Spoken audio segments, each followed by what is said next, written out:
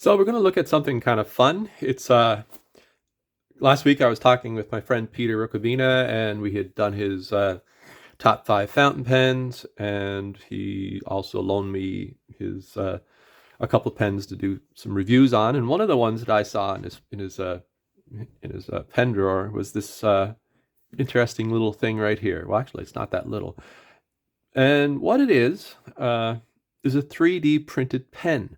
Peter has an inexpensive 3D printer. It's called the Monoprice Select Mini, I believe. It's not a big machine, but Peter is a maker. He's a web designer, and he's mostly into fountain pens, and also in his studio he has a large letterpress, and he's always making letterpress items, cards, and little booklets and projects that he's working on. But he also has a 3D printer which he uses, and he's experimenting with it.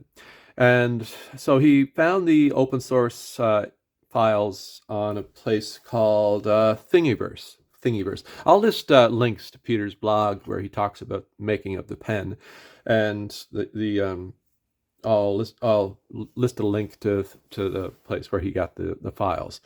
So what you see is essentially a plastic pen that Peter printed. It's not the most elaborate looking pen, but Peter likes to experiment, just like I do. I love trying things out and figuring out how they work, and we have that in common. That's why we're friends. And he's always coming up with something really interesting. So when he first got the printer, he was fooling around with a couple things, and he decided, I wonder if I can make a pen. So he found the source material, and he started doing it. It takes a while to do it. I think there's 3 sections when the pen is printed that has to be done individually, and it takes a couple hours, several hours to print each section. Of course, the barrel would probably be the longest. So if you look at it, it looks like your typical fountain pen. There's like a fake little piston knob here almost, or probably allow you to post the pen, barrel, and a cap, and there's just a little ridge that serves as a clip and a roll brake to keep the pen from rolling. It's not inked up, so we're not going to do an ink writing sample, but as you unscrew the cap, it just has plastic on plastic threads, so you have to be careful. It's a fascinating little experiment, and I suppose there's probably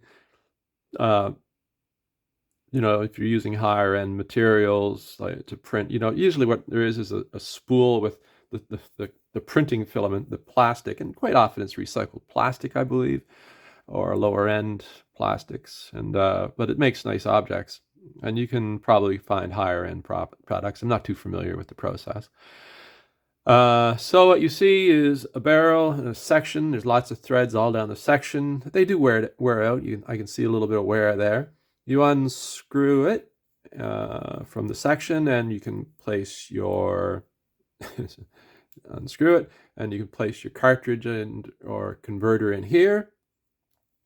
So he prints the 3 sections, and then he ordered it's a number 6 Yo-O nib, and I believe he got it. It's a Rosetta.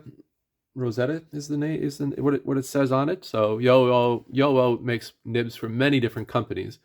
And I'm not too worried about doing a writing sample because I'm very familiar with the nibs. And if you're into fountain pens, you've probably used many different Yo-O nibs.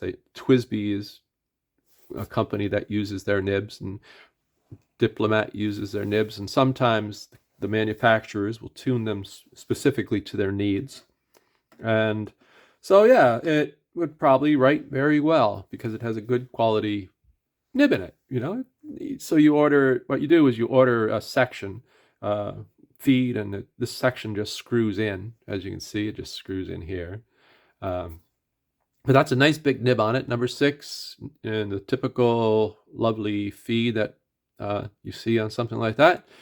And it's it feels nice in the hand. There's a bit of texture to it. It probably it would write very well. I'm not going to ink it up because I don't want to have to clean it out afterwards. I just borrowed it. So yeah, that's the pen. makes me wonder if there's people out there designing their own files, and what are they coming up with, and how elaborate the pens can be. I suppose if you spend a little time sanding it and painting it, you probably end up with a very professional looking product. Size comparison, say, to, well, TWSBI Echo. Let's see what it looks like. It's actually pretty much, looking at it, it's almost exactly the same size and a very similar shape. There's hardly any difference. As you can see, even the end of the pen looks like a TWSBI. The cap looks like a TWSBI. The barrel is similar to a TWSBI. This little bit here is a little smaller, and there's no cap band. But I bet you, if you had the skills and the time, you could probably find a way to attach a metal cap band on that. If you were into jewelry or something like that, you could probably manufacture one. If you wanted to, and if you were interested in metal making, you could probably also produce your own metal clips. But that's up to whoever's using them. And I wonder if there are people doing that. So if you know of anyone who's making interesting 3D pens, I'd love to hear from you. I thought it was just a fun thing to show you today, and it's something that caught my eye, and I thought, what's this thing? And it's just fun to see what people get up to in the fountain pen hobby. And I know lots of people make their own by turning wood. So if you are into making your own fountain pens, let me know. I'd love to hear your comments. Do you turn wood? Do you turn metal? Do you 3D print? That's something I'd like to learn more. The great thing nowadays is you can order so many nibs and feeds and sections that you can, a handmade pen can easily be an excellent writer. So anyway, I hope you liked the video, and if you do, give me a thumbs up. And if you're new to the channel, or if you're old to the channel and you haven't already, I'd love it if you subscribe. I'm always looking at fun pens that catch my eye. They're not always commercially available, apparently. So anyway, I hope you have a great day, and I'll talk to you soon. Thanks a lot. Bye-bye.